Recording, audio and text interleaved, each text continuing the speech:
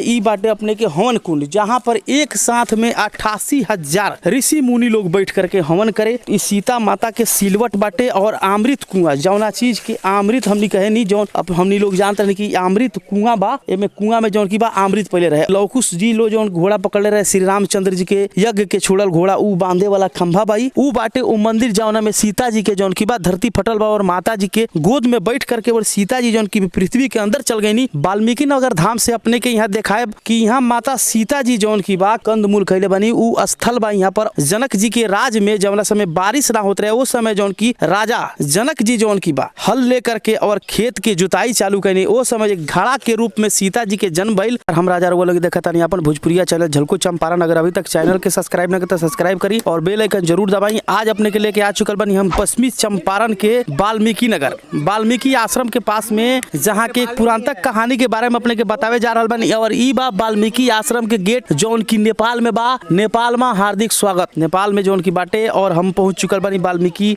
आश्रम के पास में और आगे अपने के लेके चलम। वाल्मीकि आश्रम के बहुत सारा चीज बा जौन की अपने के आगे बताए, तो आगे के रास्ता के तरफ चल रहा बनी वाल्मीकि बाबा के आश्रम, जहाँ की लवकुश भगवान के और माता सीता जी के पुरातन कहानी के बारे में। वाल्मीकि नगर धाम से अपने के यहाँ दिखाए कि यहाँ माता सीता जी जौन की बा कंदमूल खैले बनी, ऊ स्थल बा यहाँ पर। और हम बानी अभी वाल्मीकि नगर के ओ पावन धरती पर, जहाँ भगवान श्री रामचंद्र जी के दो पुत्र लव और कुश के शिक्षा ग्रहण भइल। राजा जनक जी के पुत्री जौन की सीता जी के नाम से हुआ के बनी, वो सीता जी के जन्म जौन की बा ये पृथ्वी के अंदर से जौन की सीता माता के जन्म भइल बा। जवना समय जौन की बा जनक जी के राज में जवना समय बारिश ना होते रहे, उस समय जौन की राजा जनक जी जौन की बा हल लेकर के और खेत के जुताई चालू करनी, वो समय एक घड़ा के रूप में सीता जी के जन्म भइल। वही घड़ा में जौन की बा सीता जी मिन्नी और वो सीता जी के स्वयंवर श्री रामचंद्र जी से भइल। ई बा वाल्मीकि नगर के जंगल जौन की 115 किलोमीटर क्षेत्रफल में फैलल बा जंगल, जहाँ की लव कुश के शिक्षा ग्रहण भइल। और यहाँ वाल्मीकि जी के द्वारा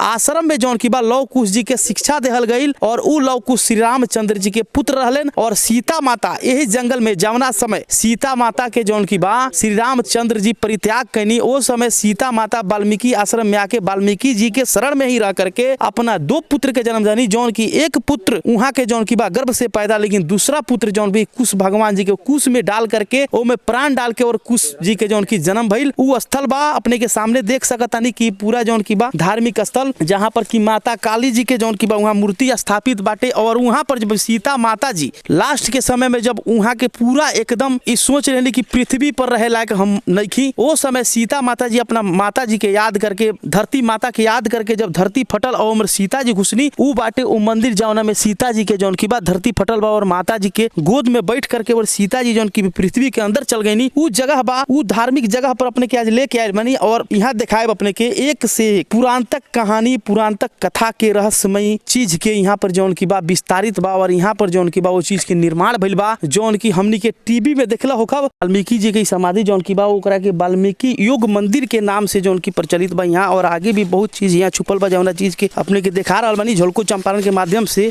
सीता माता को सिलवट, इस सीता माता के सिलवट बाटे और अमृत कुआं, जौना चीज के अमृत हमनी कहे नहीं, जौन अब हमनी लोग जानते हैं कि अमृत कुआं बा। एमे कुआं में जौन की बा अमृत पहले रहे। लवकुशे ले घोड़ा बांधो को खंभा, जौन की लवकुश जी लो जौन घोड़ा पकड़े रहे श्री रामचंद्र जी के यज्ञ के छोड़ल घोड़ा, ऊ बांधे वाला खंभा बाई। और आगे भी अपने के लेके चलब यहाँ मंदिर के तरफ, जहाँ पर वाल्मीकि बाबा के द्वारा लवकुश जी लोग के शिक्षा देहल जात रहे। लवकुश जन्म स्थल के तरफ अपने के लेके चलब। यहाँ लवकुश जन्म स्थल बाई, जहाँ भगवान लवकुश जी लोग के जन्म भई रहे। ई जौन जगह बाटे ई बाटे अपने के हवन कुंड, जहाँ पर एक साथ में 88,000 ऋषि मुनि लोग बैठ करके हवन करे, ऊ जगह बाई। और ई बा सीता माता ला ग्रागो रखना ठाऊ। और यहाँ बा जौन की विष्णु भगवान के चक्र, जौन की विष्णु भगवान शेष नाग पर बैठ के अपना चक्र के नचावे नहीं। और यही चक्र के जौन की बा ये शक्तिशाली चक्र के नाम से जानल जाला। वही प्राचीन काल के हवन द्वार बाटे। और आगे भाई मंदिर के पूरा रहस्य वाल्मीकि भगवान के आश्रम के पास अभी हम पहुंच चुकल बनी। यहाँ देखा जाए पूरा के पूरा मंदिर जौन की सीता पताल प्रवेश स्थल, सीता पताल प्रवेश स्थल जौन की पताल लोक बा नीचे के तरफ। और ये बाटे मंदिर सब। और आगे यहाँ जौन की बा श्री रामचंद्र जी के भक्त हनुमान जी लोग पूरा एकदम दौड़ लगा रहा बा गाछी के ऊपर ऊपर। वाल्मीकि जी के आश्रम जौन की बा ये बाटे, जहाँ की वाल्मीकि जी के फोटो लगा करके मूर्ति लगा करके यहाँ पूजा पाठ होला। यहाँ पर जौन की भाई नेपाल के नया साल चालू होके वाला बा। और यहाँ के बाबा के द्वारा पता लगल कि इस जंगल में सांप, बाघ,